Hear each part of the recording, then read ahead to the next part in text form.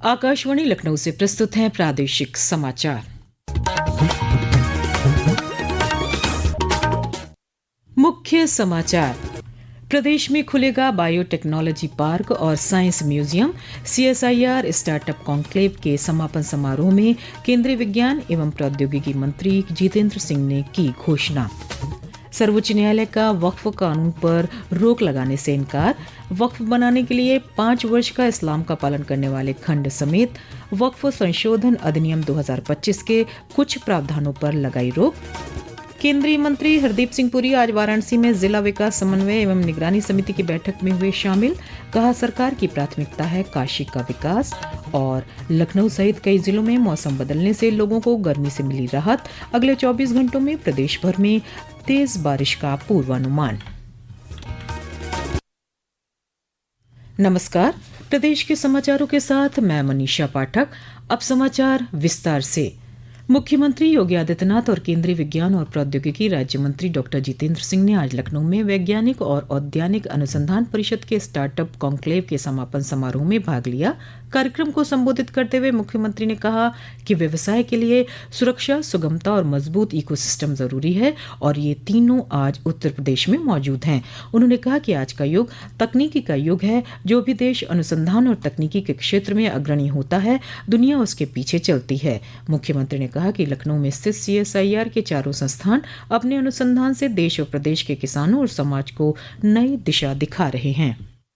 आज का समय टेक्नोलॉजी का समय है। विज्ञान और प्रौद्योगिकी के क्षेत्र में जो भी समाज जितना प्रगतिशील होगा, दुनिया उसके पीछे जाएगी। जो देश उसमें जितना अधिक इनोवेशन और रिसर्च एंड डेवलपमेंट को बढ़ावा देगा, दुनिया को वही नेतृत्व प्रदान करेगा। और ये हमारा सौभाग्य है, CSIR की 4 महत्वपूर्ण लैब्स NBRI, CDRI, IITR और CMAP ये उत्तर प्रदेश की राजधानी लखनऊ में है।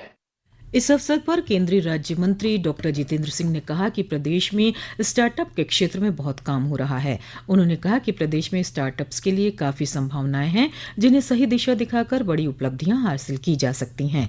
उन्होंने उत्तर प्रदेश में बायोटेक्नोलॉजी पार्क और साइंस म्यूजियम खोलने की भी घोषणा की। आज भारतवर्ष में जो बी टाउन्स हैं, जो छोटे कस्बे हैं, वहां पर आकांक्षा का स्तर बहुत ऊंचा है, एस्पिरेशनल लेवल बहुत ऊंचा है। लगभग 50% हमारे स्टार्टअप टायर 2 और टायर 3 सिटी से आ रहे हैं। जिस तरह से आपने स्टॉल्स देखे होंगे तो ग्रामीण क्षेत्रों में भी इनका काफी अधिक पोटेंशियल है। मेरी कल्पना है कि जिस तरह से हैदराबाद विकसित हुआ है दक्षिण भारत में, उसी तरह का पोटेंशियल और क्षमता लखनऊ में है, क्योंकि इतने सारे संस्थान हैं यहाँ पर, आज तक खोजा नहीं गया, तराशा नहीं गया। सर्वोच्च न्यायालय ने वक्फ कानून पर रोक लगाने से इनकार कर दिया है, लेकिन वक्फ संशोधन अधिनियम 2025 के कुछ प्रावधानों को स्थगित कर दिया गया है। किसी व्यक्ति को अपनी संपत्ति वक्फ बनाने से पहले 5 साल तक मुस्लिम धर्म का पालन करने की अनिवार्यता वाले खंड पर रोक लगा दी गई है। सर्वोच्च न्यायालय ने आदेश दिया है कि ये खंड तब तक निलंबित रहेगा जब तक राज्य सरकारें इस शर्त के निर्धारण के संबंध में कोई समुचित नियम नहीं बना लेती हैं। प्रधान न्यायाधीश न्यायमूर्ति BR गवई और न्यायमूर्ति ऑगस्टिन जॉर्ज मसीह की पीठ ने इस कानून को चुनौती देने वाली याचिकाओं पर आज अपना निर्णय सुनाते हुए कहा कि पूरे कानून पर रोक लगाने का कोई मामला नहीं बनता है। सरकार ने नामित अधिकारी को ये निर्णय लेने की अनुमति देने वाले प्रावधान पर भी रोक लगाई है कि क्या कोई वक्फ संपत्ति सरकारी भूमि पर अतिक्रमण करती है। वक्फ बोर्ड में गैर मुस्लिम सदस्यों के नामांकन को अनुमति देने वाले प्रावधान पर रोक नहीं लगाई गई है। न्यायालय ने कहा है कि जहां तक संभव हो, बोर्ड का पदेन सदस्य मुस्लिम व्यक्ति होना चाहिए। न्यायालय ने अपने आदेश में कहा है कि केंद्रीय वक्फ परिषद में 4 से अधिक गैर मुस्लिम सदस्य नहीं होंगे और राज्य वक्फ बोर्ड में 3 से अधिक गैर मुस्लिम सदस्य शामिल नहीं किए जाएंगे। न्यायालय ने स्पष्ट किया है कि ये टिप्पणियां केवल प्रथम दृष्टया प्रकृति की हैं। समाचार कक्ष से वैष्णवी। सेवा और सुशासन के मंत्र पर चलते हुए प्रधानमंत्री नरेंद्र मोदी के नेतृत्व में सरकार परिवर्तन और प्रगति लाने के लिए अथक प्रयास कर रही है।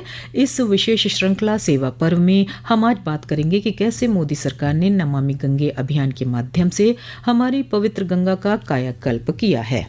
भारत की जीवन रेखा गंगा नदी पवित्र, शाश्वत और भारतीय अर्थव्यवस्था की एक अनमोल धारा है। मोदी सरकार द्वारा जून 2014 में शुरू किया गया नमामि गंगे अभियान इस कोमल और उदारपूर्ण नदी के स्वास्थ्य को बहाल करने की एक महत्वाकांक्षी और समग्र पहल है। नमामि गंगे एक बहुआयामी अभियान है जो प्रदूषण निवारण, पारिस्थितिकी पुनरुद्धार, क्षमता निर्माण और सामुदायिक सहभागिता को एकीकृत करता है। यह नदी की पर्यावरणीय अखंडता और उस पर निर्भर लाखों लोगों की आजीविका दोनों पर केंद्रित है। इस अभियान ने प्रदूषण निवारण में उल्लेखनीय प्रगति की है। सीवेज उपचार क्षमता 2014 के बाद से 30 गुना से भी अधिक बढ़ गई है। गंगा डॉल्फिन की जनसंख्या में वृद्धि नदी की पारिस्थितिकी तंत्र में सुधार का प्रमाण है। लंबे समय से उपेक्षा का शिकार रही पवित्र गंगा अब एक नई आशा के साथ बह रही है, जहां आस्था और दृढ़ संकल्प दोनों का मिलन हो रहा है। विष्णु के साथ आदर्श, आकाशवाणी समाचार, दिल्ली। ये समाचार आप आकाशवाणी लखनऊ से सुन रहे हैं। ताज़ा समाचार जानने के लिए आप newsonair.gov.in पर लॉगिन कर सकते हैं। इसके साथ ही आप प्रादेशिक समाचारों का ये बुलेटिन हमारे YouTube channel news on AIR Lucknow पर भी सुन सकते हैं। केंद्रीय पेट्रोलियम और प्राकृतिक गैस मंत्री हरदीप सिंह पुरी ने आज वाराणसी में जिला विकास समन्वय एवं निगरानी समिति दिशा की बैठक की अध्यक्षता की। बैठक में जिले के विकास कार्यों पर संतोष जताते हुए केंद्रीय मंत्री ने कहा कि वाराणसी का विकास केंद्र और राज्य सरकार की प्राथमिकता है। बहुत अच्छी चर्चा हुई। जो सरकारी स्कीम्स हैं, परियोजनाएं हैं, उनका रिव्यू किया गया और उनकी रेट ऑफ इम्प्लीमेंटेशन पे चर्चा हुई। मुझे बहुत खुशी है कि हमारे जो कॉलीग्स हैं, सांसद, honourable members of parliament, MLAs, राज्य सरकार के मंत्री लोग, उन्होंने बहुत कंस्ट्रक्टिव तरीके से इसमें भाग लिया। बहुत अच्छे सुझाव आए। वस्तु और सेवा कर परिषद ने नागरिकों के जीवन को आसान बनाने के लिए कई क्षेत्रों में कर की दरें कम कर दी हैं। आज हम कुछ ऐसी वस्तुओं के बारे में जानकारी दे रहे हैं जिन पर जीएसटी 12% से घटाकर 5% कर दिया गया है। सरकार ने 2,500 रुपए से कम मूल्य के जूते चप्पलों पर जीएसटी की दर को 12% से घटाकर 5% कर दिया है। सरकार ने लकड़ी, पत्थर और धातु से बनी मूर्तियों पर भी कर की दर घटाकर 5% कर दी है, जो पहले 12% की श्रेणी में थी। कांच की मूर्तियां, लोहे, एल्यूमीनियम, पीतल और तांबे से बनी कलाकृतियों पर भी इसी तरह की कटौती की गई है। चार्टर्ड अकाउंटेंट और कर विशेषज्ञ टी सुरेश ने कहा कि इन सुधारों का देश की अर्थव्यवस्था पर सकारात्मक प्रभाव पड़ेगा। सकलैन अख्तर, आकाशवाणी समाचार, दिल्ली। महाराजगंज दौरे पर पहुंचे केंद्रीय वित्त राज्य मंत्री पंकज चौधरी ने बताया कि इस वर्ष सांसद खेल स्पर्धा का आयोजन 14 अक्टूबर से 25 दिसंबर तक किया जाएगा। पत्रकार वार्ता के दौरान उन्होंने कहा कि प्रधानमंत्री नरेंद्र मोदी खेल संस्कृति को गांव-गांव तक पहुंचाना चाहते हैं। इसी क्रम में सांसद खेल स्पर्धा का आयोजन पंचायत स्तर से शुरू होकर ब्लॉक, विधानसभा और लोकसभा स्तर तक किया जा रहा है। दुनिया में अगर भारत को विकसित राष्ट्र बनाना है तो निश्चित तौर से सभी क्षेत्रों में हमें आगे बढ़ना होगा और उसमें खेल भी एक महत्वपूर्ण क्षेत्र है और खेल के माध्यम से हमारे बहुत से खिलाड़ी देश और दुनिया में नाम कर चुके हैं, ओलंपिक भी खेल चुके हैं। उसको ध्यान में रख करके प्रधानमंत्री जी ने तय किया है कि हमारे गाँव के भी प्रतिभागी इसमें भाग लें और उनके प्रतिभा को देखते हुए आने वाले समय में राष्ट्रीय स्तर पर, अंतर्राष्ट्रीय स्तर पर उनको अवसर प्रदान किया जा सके। बरेली में आज लेफ्टिनेंट जनरल डीजी मिश्रा ने कुमाऊं कार रैली को हरी झंडी दिखाकर रवाना किया। ये कार रैली पिथौरागढ़, आदि कैलाश सहित उत्तराखंड के दुर्गम रास्तों और ग्रामीण अंचलों से होते हुए 22 सितंबर को वापस बरेली में समाप्त होगी। रुक रुक कर हो रही बारिश और बांधों से पानी छोड़े जाने के कारण बलिया में गंगा और घाघरा नदी खतरे के निशान से ऊपर बह रही हैं। बलिया, फर्रुखाबाद, हरदोई, लखीमपुर खीरी समेत प्रदेश के 19 जनपद बाढ़ से प्रभावित हैं। वहीं लखनऊ सहित कई जिलों में आज सुबह से ही मौसम बदलने और रिमझिम बारिश से लोगों को गर्मी से राहत मिली है।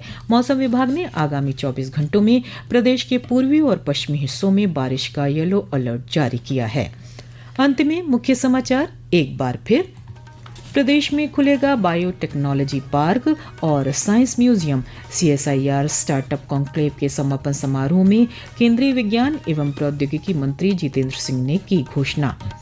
सर्वोच्च न्यायालय का वक्फ कानून पर रोक लगाने से इनकार। वक्फ बनाने के लिए 5 वर्ष तक इस्लाम का पालन करने वाले खंड समेत वक्फ संशोधन अधिनियम 2025 के कुछ प्रावधानों पर लगाई रोक। केंद्रीय मंत्री हरदीप सिंह पुरी आज वाराणसी में जिला विकास समन्वय एवं निगरानी समिति की बैठक में हुए शामिल। कहा, सरकार की प्राथमिकता है काशी का विकास। और लखनऊ सहित कई जिलों में मौसम बदलने से लोगों को गर्मी से मिली राहत। अगले 24 घंटों में प्रदेश भर में तेज बारिश का पूर्वानुमान। इसी के साथ प्रादेशिक समाचारों का ये बुलेटिन समाप्त हुआ। अगला बुलेटिन रात 8 बजे FM पर प्रसारित किया जाएगा। नमस्कार।